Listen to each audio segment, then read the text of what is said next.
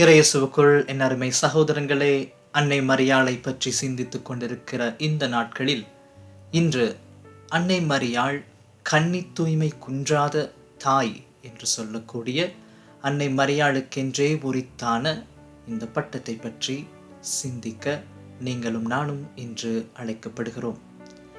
எதற்காக அன்னையாம் திருச்சபை அன்னை மரியாளை கன்னி தூய்மை குன்றாத தாய் என்று அழைக்கிறது?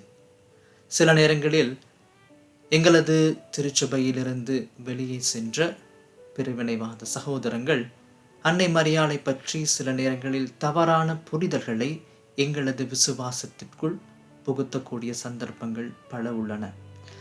அதில் ஒன்றுதான், அன்னை மரியாள் இயேசு பிறக்கு மட்டும் கன்னி தாயாராக இருந்தாள், ஆனால் இயேசுவின் பிற்பாடு அவர் இயேசுவினுடைய சகோதரங்களை பெற்றெடுத்தார் என்று சொல்லி அவர்கள் எங்களுக்கு கற்றுக் கொடுக்கிறார்கள்.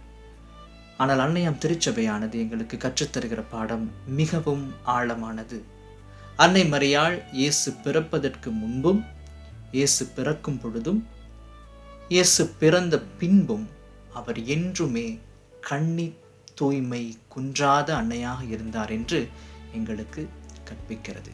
இது வெறுமனே அன்னை மரியாளினுடைய உடல் சார்ந்த விடயம் அல்ல, மாறாக இது ஆன்மீக சார்ந்த விடயம்.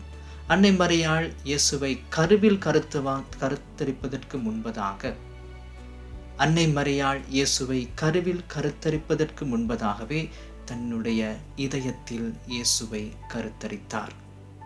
ஆகவேதான் அன்னை மரியாள் என்றுமே கன்னி தூய்மை குன்றாத மரியாள் என்று அன்னையாம் திருச்சபை எங்களுக்கு கற்றுக் கொடுக்கிறது. ஆகவே இன்று நாங்கள் இதனை சிந்தித்து பார்ப்போம். சில நேரங்களில் இவ்வாறான மறைப்பொருள்கள் எங்களுக்கு முழுமையாக புரிந்து கொள்வதற்கு முடியாததொன்றாக இருக்கும். ஆனால் எங்களது திருச்சபையானது இந்த கட்டளைகளை, இந்த படிப்பினைகளை எங்களுக்கு பெற்று தருவதனூடாக எங்களுடைய விசுவாச கண்களை திறப்பதற்கு அழைப்பு விடுக்கிறது. ஆகவே இந்த நாளில் நாங்கள் ஆண்டவரிடம் வரம் கேட்போம்.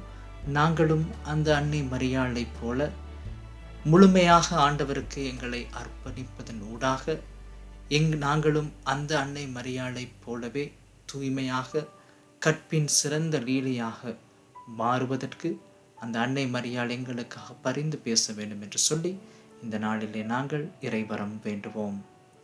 இறையாசீர் உங்களுக்கு உரித்தாவதாக.